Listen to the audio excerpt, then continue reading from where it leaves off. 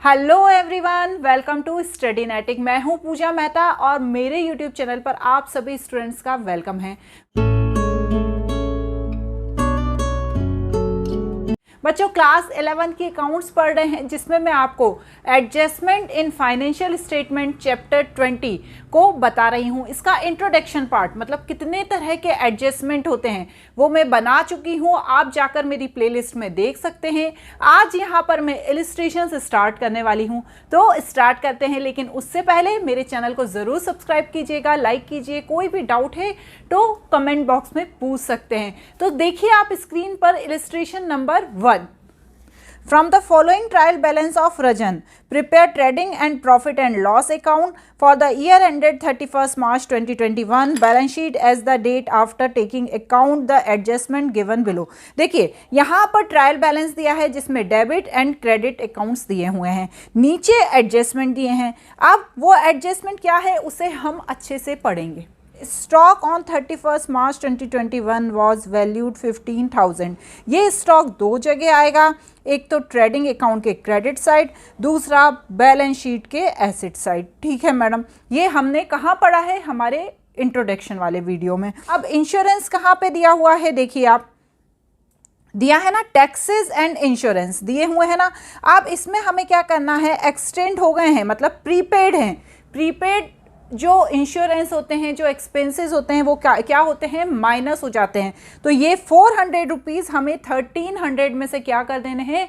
Minus कर देने हैं। ठीक है ना। प्रीपेड एक्सपेंसेस क्या होते हैं? माइनस होते हैं, जो पर्टिकुलर एक्सपेंस दिया है उसमें से। ठीक है। नेक्स्ट दिया है outstanding liabilities were salary 2000 and taxes 1300। तो यहाँ पर आउटस्टैंडिंग लाइबिलिटीज दी हैं, सैलरी दी है और टैक्सेस दी हैं। तो इंश्योरेंस एंड टैक्सेस में ही दोनों अमाउंट इंक्लूड है। तो जो अमाउंट आएगा माइनस करने के बाद, किसको माइनस करने के बाद? इंश्योरेंस को माइनस करने के बाद, तो उस अमाउंट को हम कहाँ, उसमें से हम क्या ऐड कर देंगे? उसमें हम 1300 को ऐड कर देंगे। जब हम करेंगे ना तो और अच्छे से समझेंगे। उसके बाद सैलरी को भी हम क्या कर देंगे? ऐड कर देंगे। इसके बाद आएगा commission of 5000 is yet to be received, मतलब जो कमीशन है अभी रिसीव नहीं हुआ है, रिसीवेबल है, तो इसे हम क्या करेंगे? ऐड कर देंगे। ये इनकम है जो पीएनएल अकाउंट के क्रेडिट साइड आती है। और डेप्रिसिएशन बिल्डिंग 2% पर एनम है, ये पीएनएल अकाउंट के डेबिट साइड आएगी और साथ ही साथ जो बिल्डिंग है उसमें से ये माइनस हो जाएगी। क्लियर? अभी तो मैंने सिर्फ ओरली बोल दिया है, अब हम बनाएंगे तब और फिर से इसको रिपीट कर दूंगी तो आपको अच्छे से समझ में आ जाएगा। तो चलिए सबसे पहले मैं यहाँ पर लिख देती हूँ trading and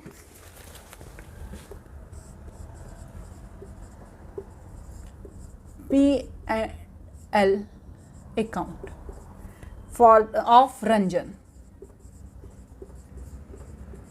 for the year ended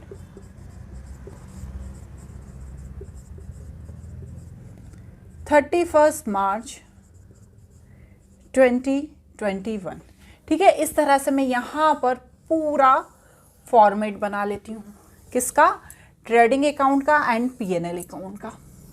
साथ ही साथ बच्चों यहाँ पर मैं क्या करती हूँ? बैलेंस शीट भी बना लेती हूँ। ठीक है, आप भी चाहें तो ये तरीके से भी कर सकते हैं, मतलब दोनों का साथ में फॉर्मेट बना लीजिए। ये देखिए मैंने फॉर्मेट बना लिया, एक तरफ बैलेंस शीट बना ली। आपकी तो कॉपी बड़ी है तो आप नीचे क्या करेंगे? बैलेंस शीट बना लेंगे और ऊपर ट्रेडिंग एंड पीएनएल अकाउंट बना लेंगे।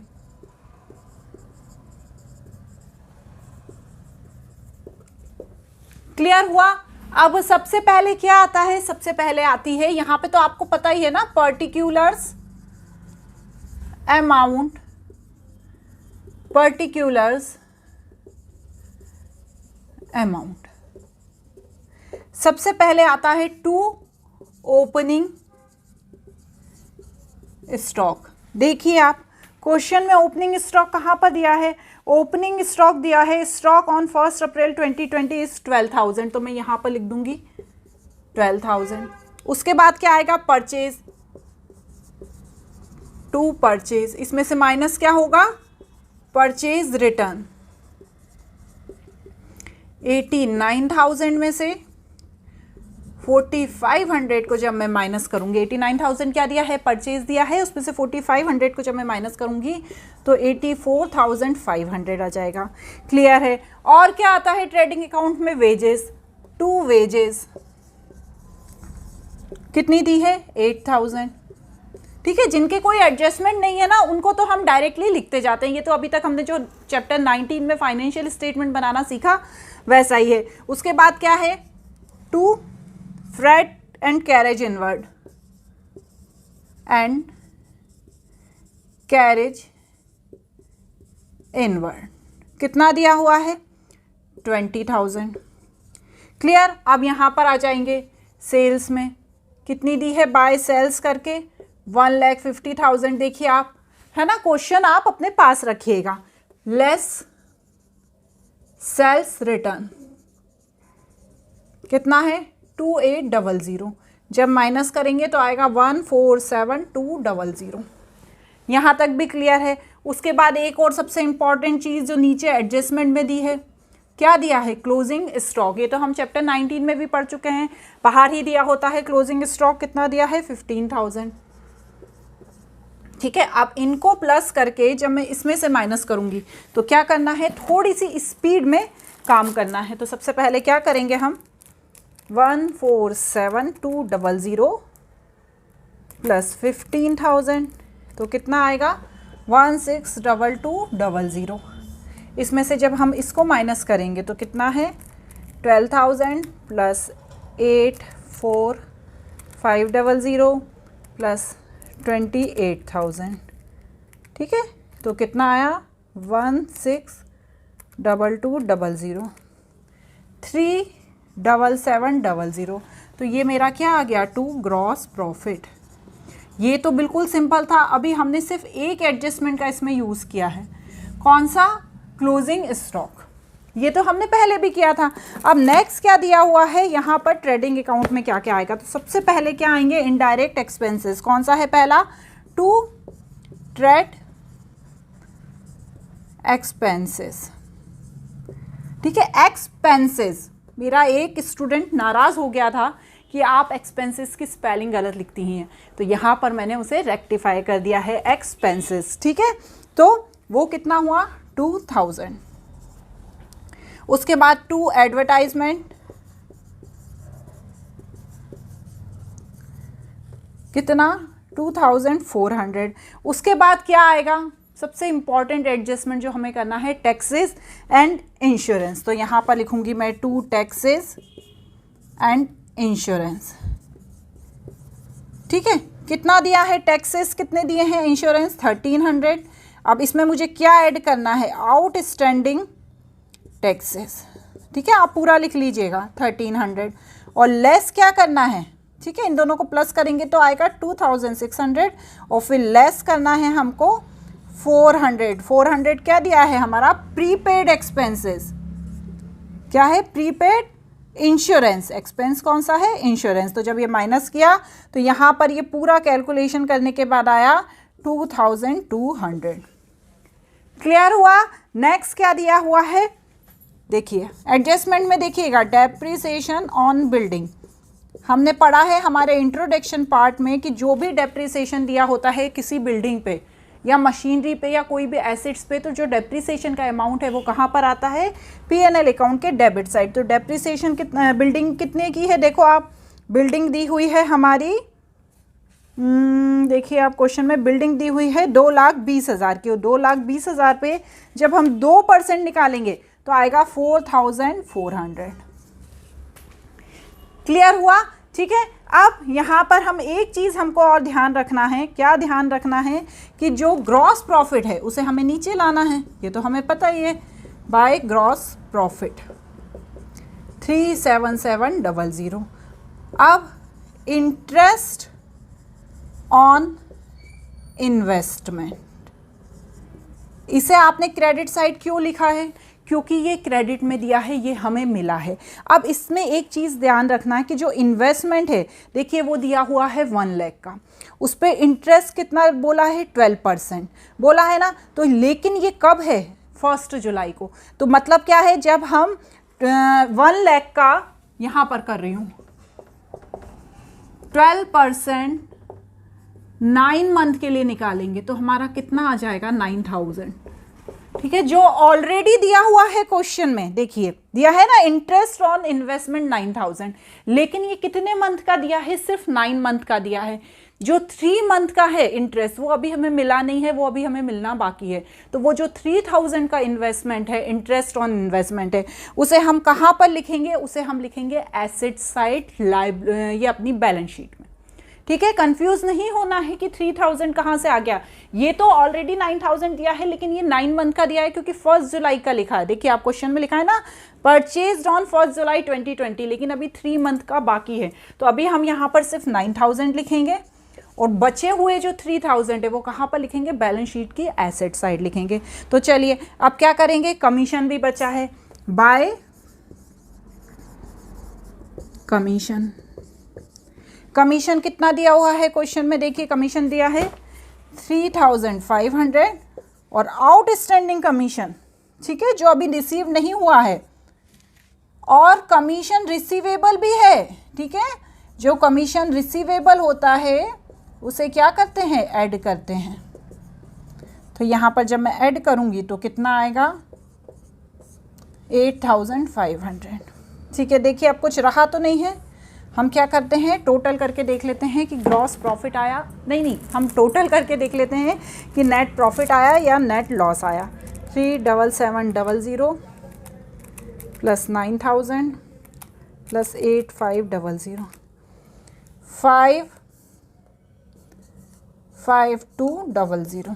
ठीक है, अब इसको भी मैं करके देख लेती हूँ। एक चीज़ यहाँ पे मुझे लग रहा है बच्चों रह गई है, क्या रह गया है, सैलरी। हमने सैलरी नहीं लिखी ना, तो यहाँ पर लिखेंगे हम टू सैलरी। देखिए सैलरी कितना दिया हुआ है क्वेश्चन में, देखिए आप सैलरी कितना दिया हुआ है, सैलरी दिया है 8000 और आउटस्टैंडिंग सैलरी है 2000। तो मैं यहाँ पर क्या करूँगी 8000 प्लस आउटस्टैंडिंग सैलरी को प्लस करके यहाँ पर 10000 लिख दूँगी। क्लियर हुआ। अब करते हैं प्लस,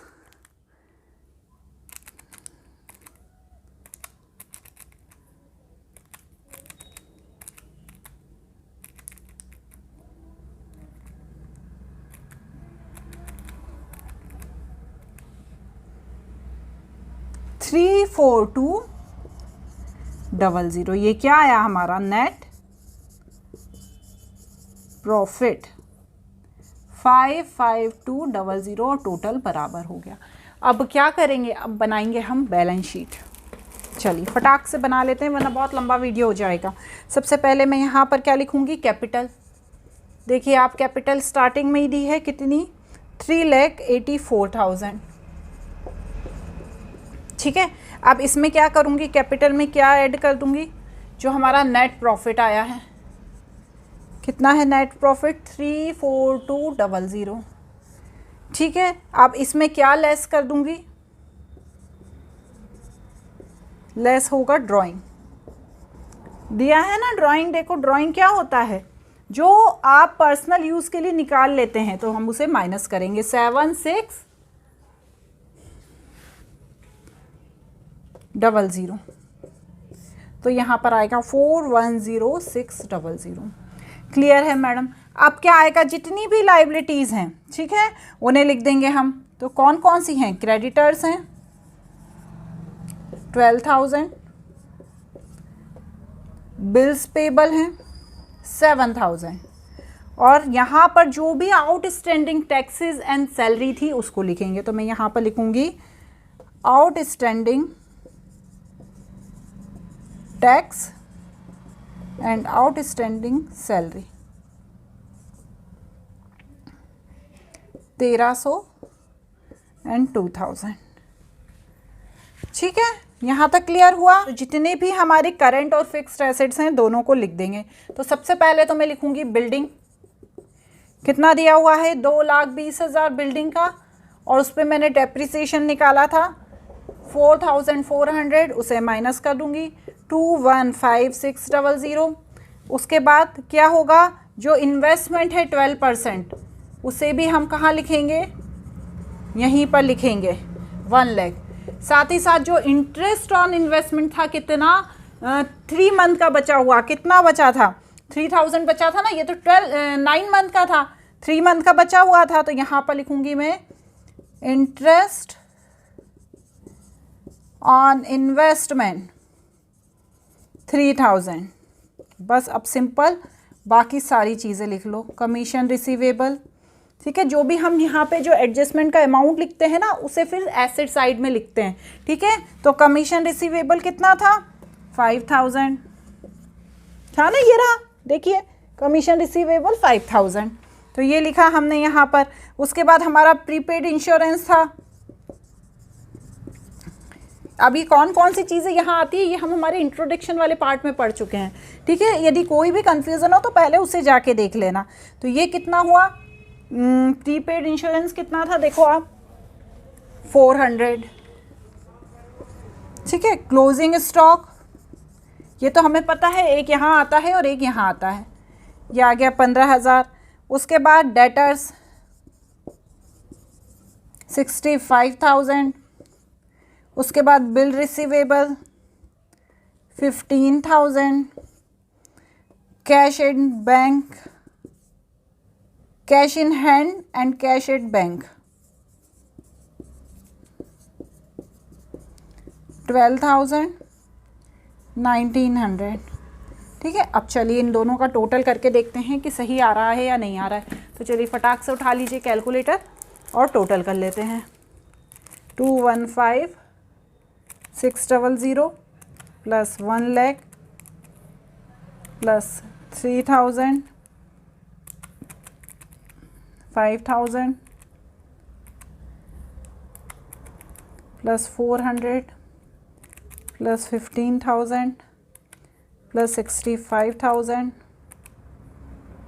प्लस 15,000 प्लस 12,000 प्लस 1900, तो यहाँ पर आया 432900। इसी तरह से यहाँ का भी करके देख लेते हैं। 410,600 प्लस 12,000 प्लस 7,000 प्लस 1300 प्लस 2000, तो यहाँ पर भी आया 432900। इस तरह का दोनों तरफ का टोटल बराबर आ गया, ठीक है। अब जो सेकंड इलिस्ट्रेशन है वो हमारे नेक्स्ट वीडियो में। बाय।